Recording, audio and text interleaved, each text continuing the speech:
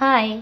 आज आपण बनवणार आहोत शिराळं आणि हिरव्या वाटाणा घालून भाजी बनवणार आहे मालवणी पद्धतीची.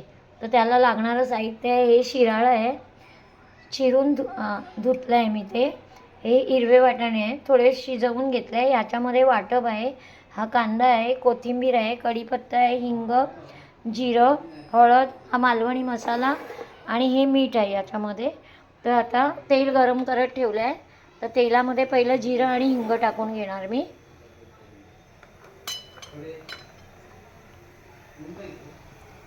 जिरं टाकते, तेल थोडंसं जिरं टाकायचं. जिरं टाकून घेतलं, जिरं फुटायला लागलं की मग त्यात हिंग घालून घ्यायचं आणि कढीपत्ता. तर ते हे बघा जिरं फुटतं आहे, यात मी थोडा हिंग टाकते. हिंग टाकून झाला, आता आपण घालायचं आहे कढीपत्ता. हे बघा कढीपत्ता घातला आणि कढीपत्त्याच्या पाठोपाठच आपल्याला घालायचं आहे कांदा. हा एक चिरलेला कांदा, हा छान मी असा बारीक चिरून घेतला आहे कांदा.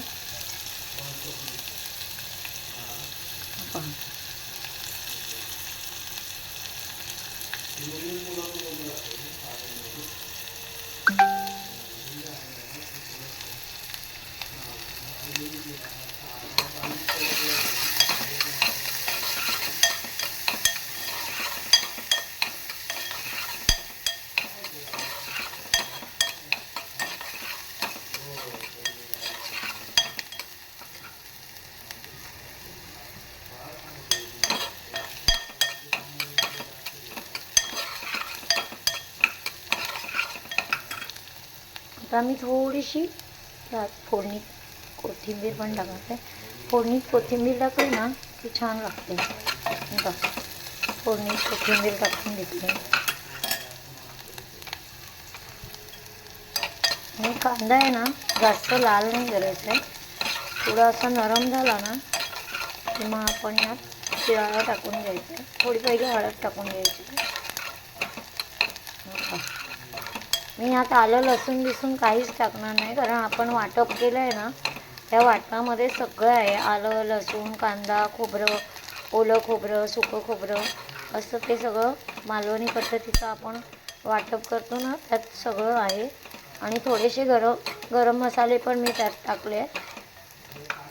त्याच्यामुळे आणखीन ॲडिशनल गरम मसाला घालायची गरज नाही. पण एकदा अशी भाजी तुम्ही करून बघा. आता मी यात हळद घालते. हळद घातली, एक अर्धा चमचा मी हळद घातली. हळदीने रंग छान येतो म्हणून. तरी मी धुतलेली शिराळी त्यात टाकून घेणार आहे. तरी धुतलेली शिराळी मी यात टाकून घेणार आहे. एकदम बारीक बारीक चिरायची आहे शिराळी, जास्त मोठी मोठी चिरायची नाही, एकदम बारीक चिरून घ्यायची.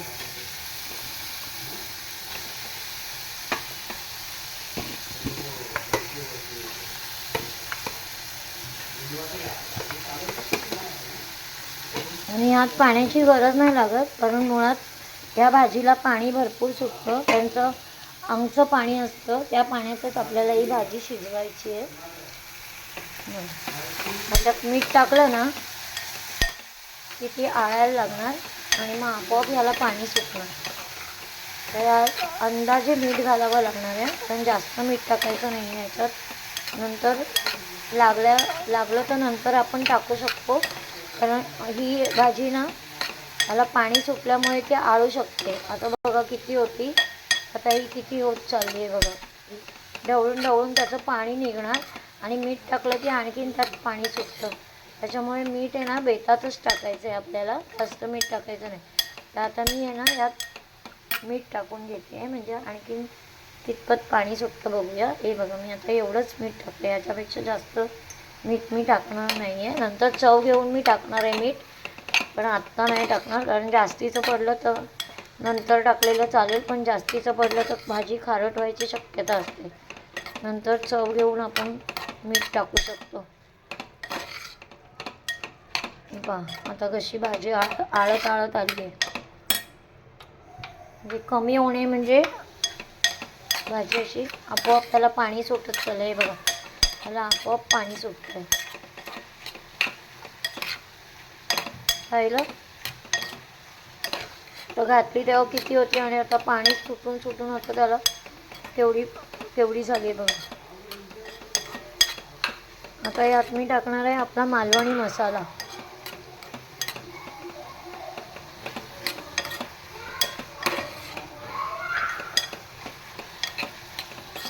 यात मी टाकते मालवणी मसाला.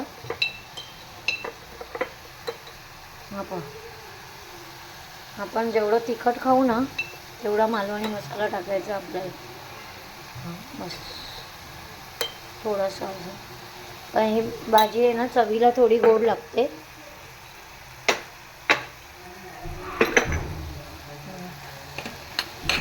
तर गॅस मी फास्टच ठेवला आहे, नंतर मी स्लो करणार आहे.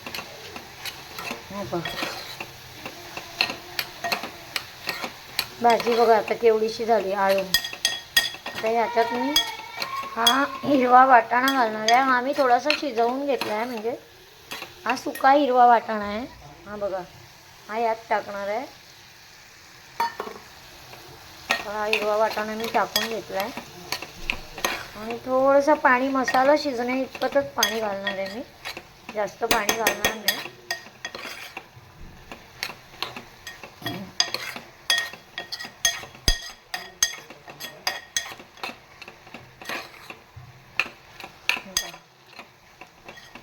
आणि थोडी शिजत आली की मग ह्याच्यामध्ये मी वाटप घालून घेणार आहे. आता मी ह्याच्यावर झाकण ठेवणार आणि थोडी शिजवून घेणार. गॅस मंद करणार आहे आणि मंद गॅसवर मी झाकण ठेवून घेणार.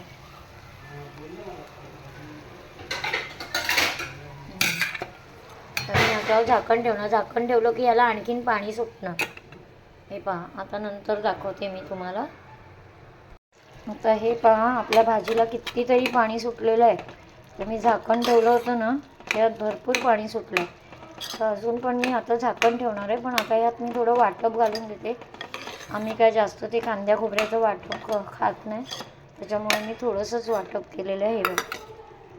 हे एवढंसंच मी घालणार आहे, कारण आम्हाला वाटपाचं जेवण जास्त आवडत नाही. पण ह्या भाजीमध्ये खास वाटप घालून केली ना तर खूप छान लागते. हे बघा, एवढं वाटप घातलं, ह्याच्यापेक्षा जास्त नाही.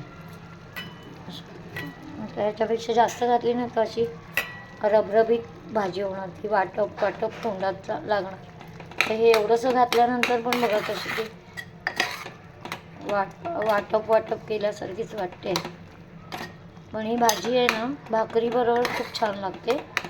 मस्त ज्वारीची भाकरी भाजायची आणि भाकरीबरोबर खायची भाजी. तर ही उरलेली कोथिंबीर आहे ना ती मी नंतर वरून टाकणार आहे. आता ह्याच्यावर परत मी एक झाकण ठेवते आणि चांगलं शिजवून घेते. हे पहा, त्यातलं थोडंसं पाणी आटलं पाहिजे, नंतर मी कोथिंबीर घालणार आहे आणि हे वाटप घातलेलं पण शिजलं पाहिजे त्या भाजीमध्ये मिक्स करून. छान सुगंध पण छान येतो आहे. आता गरम गरम मी भाकरी भाजणार ज्वारीची, आणि मग आम्ही ज्वारीची भाजी, ज्वारीची भाकरी आणि ही भाजी, असं एक कॉम्बिनेशन खूप छान वाटतं. एकदा बनवून बघा तुम्ही. हे बघ, त्याच्यावर पुन्हा मी झाकण ठेवलं. आता भाजी झाल्यानंतर दाखवते मी तुम्हाला. चला, तर आपली भाजी रेडी झाली आहे. जर आवडली असेल तर शेअर करा, लाईक करा आणि सबस्क्राईब करा.